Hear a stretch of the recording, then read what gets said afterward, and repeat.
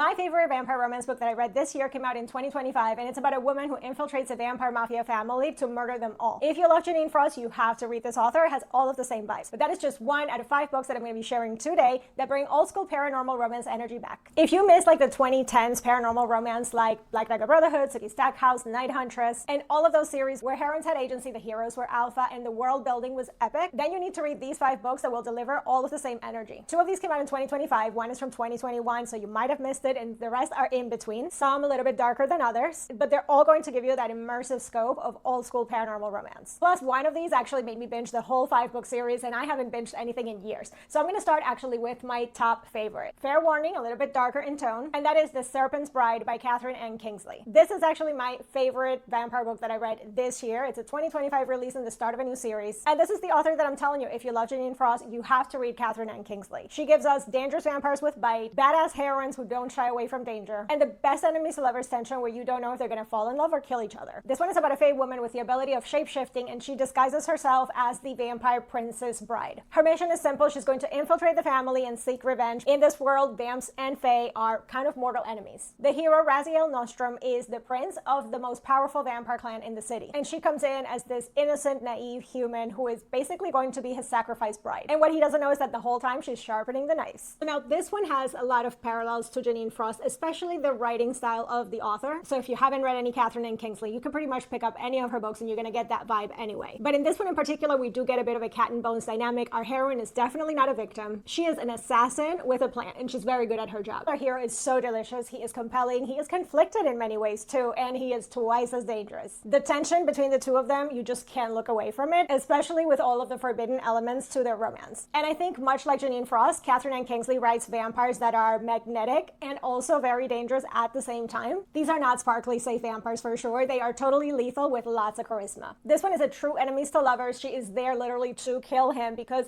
he, specifically him, killed her whole family, and she saw it happening. And it has all of those vampire mafia politics, so it kind of feels like The Godfather meets a paranormal romance. Morally great on both sides, and I just eat it up every time when there is that realization that she was falling for the man that she was there to kill. But if you love like that brutality and intensity like the Night Hunter series, then I think this will definitely match that energy. It is like PNR but done right. Now for my personal favorite, let's go to the one that I actually binged, and that's this one, Hot Vampire Next Door by Nikki and Crowe. I know that title sounds like some spicy contemporary romance, but trust me, if you love Sookie Stackhouse, this is the series you need to binge. All 5 are out and they're more like novella length. Now I haven't binged anything in years, so you know when I binge something, it is totally addictive. The progression was great. I just needed to know what was going to happen next, so I absolutely devoured it. So let me tell you what the story is about. We have a small town vibe, definitely like Bon Ton, but it's Midnight Harbor, and there's all types of paranormal creatures in this town. Our heroine is human, or so she thinks. And usually in this town, all the humans have to pledge at a certain point in their life to a vampire clan. So it is finally the time for our heroine to pledge her allegiance. And yes, she does have a hot vampire next door, which is one of the vamps, and her sister had recently pledged to the rival family. So of course, he makes a move, but things are not as simple because by book 2, you start seeing all of these secrets emerging about her real identity, and the plot thickens even more with fae worlds and court politics, even fae royalty. This is definitely old school PNR done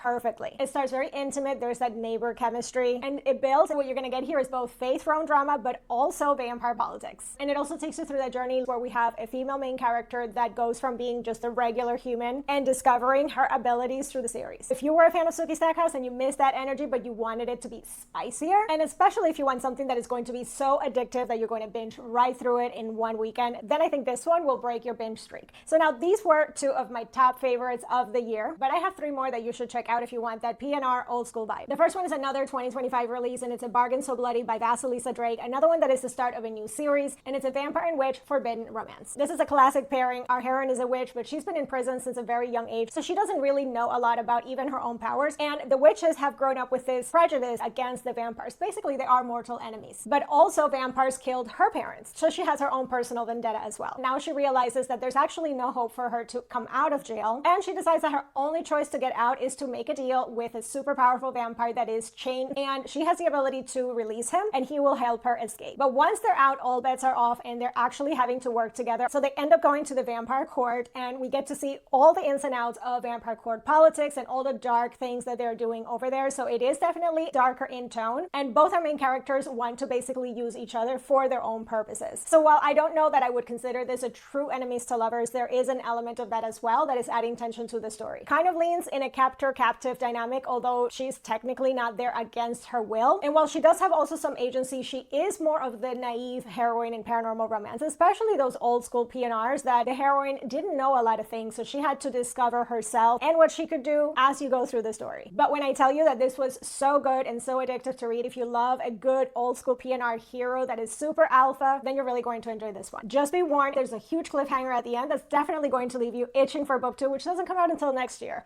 Sorry. I think if you miss a good vampire romance that has that court intrigue politics setting, or if you're a fan of Carissa Broadbent, you definitely need to check this one out. All right, so 2 more to go. The first one that I want to tell you about is a 2021 release. You might have missed it, but it's King of Battle and Blood by Scarlett St. Clair. You may know her from her older books, A Touch of Darkness. Also, she has a new amazing book that's out this year, Terror at the Gates, which I also recommend. But this one is a vampire series. It's got all the great things. It has forced proximity, enemies to lovers, arranged marriages, and court politics, but with a vampire king. Our female main character is a human princess who is sold into an arranged marriage to the vampire king, and the vampire king is the one that conquered her kingdom, and she basically hates him. But the marriage is political. It's basically to unite the kingdoms and to end the war. Except a couple of things. She's going there with an ulterior motive because she's going there to kill him, and it ends up being that Adrian is nothing like she expected, and maybe a lot of the things that she knew about the war and about her people are wrong. If you love an MMC that is brutal and intense, yes, but he's also strategic and complicated, and he sees her as an equal, not as a prize. This is definitely one that I ate up. And I think that even though it's the classic arranged marriage to an enemy king, the character arc that we see our heroine going through is definitely worth the setup. She goes from basically, I'm gonna kill him in his sleep, to wait, maybe my people are the problem. So you're getting political intrigue, vampire court dynamics, forbidden romance, arranged marriage, and yes, you do get that morally gray hero because he did conquer her people. But you also see the reasons why he did it. So this one really feels like enemies to lovers that is earned. If you loved any of Scarlett St. Clair's books, you definitely need to read this. I mean, what are you waiting for? But if you're just a fan of vampire politics and court drama and royals and arranged marriages, then you definitely need to add this one to your TBR. Now, the last one that I have here for you today is the most accessible of them all. Because if everything that I've mentioned up to now feels a little bit too dark and intense for you, and your 2010s old school paranormal romance was the softer and funnier vibe, then what you need to read is Filthy Rich Vampire by Geneva Lee. It is just billionaire vampire meets human heroine in New York City. Light, fun, spicy. It's basically contemporary romance with fangs. Our MMC Julian is a billionaire vampire in New York City. Old money, vampire elite, runs in all the powerful circles. And Thea is human, working class, just basically trying to survive in the city. So the conflict here is not whether he is a vampire, it's whether Thea can survive in a vampire world. Because yes, the world is dangerous, but that's not because of him. It's more about vampire society in general. Obviously, the politics and the enemies he's made. I would say if you love more of the 50 Shades of Grey variety of romance, but you wanted some fangs to it, then this is the book you're gonna pick up. And plus, the great thing about Geneva Lee is if you like this book, there's more in this series, and she has a series with Fays as well. So lots for you to dive into with this one. And those are the 5 top vampire books that I recommend right now if you're looking for the old school paranormal romance vibe. So where should you start? If you love dark romance or you love Janine Frost, definitely go for The Serpents Bride by Kathryn and Kingsley. If what you really love is Sookie Stackhouse, go for Hot Vampire Next Door by Nikki Crowe. If you're a fan of Claire Sager, Carissa Broadbent, or those types of fantasy romances, check out A Bargain So Bloody by Vasilisa Drake. If you prefer an alpha hero with a naive heroine, or King of Battle and Blood by Scarlett St. Clair, if you want the heroine to be just as strong as the hero. And lastly, if you want something really easy to get into, kind of a good entry point, a little bit more lighthearted and a little bit richer, go for Filthy Rich Vampire by Geneva Lee. This one will not traumatize you. But honestly, I think you really can't go wrong, and you should read all of them. So now drop me a comment and let me know which one you're going to pick up first, or if you've read any of the ones that I've talked about here today, let me know what you thought of them and which ones you would actually recommend if someone is looking for old school paranormal romance vibes. If you want to hear me talk a little bit more about the paranormal alpha and how the old school paranormal romance I feel is actually back, I did a whole deep dive and chat about this topic, and I'm going to leave that linked here so you can check it out. But in the meantime, don't forget to like this video, subscribe to the channel so you don't miss any other recommendations here of romance, fantasy, mystery, and more book recommendations. Happy reading, and I'll see you in the next one. Bye!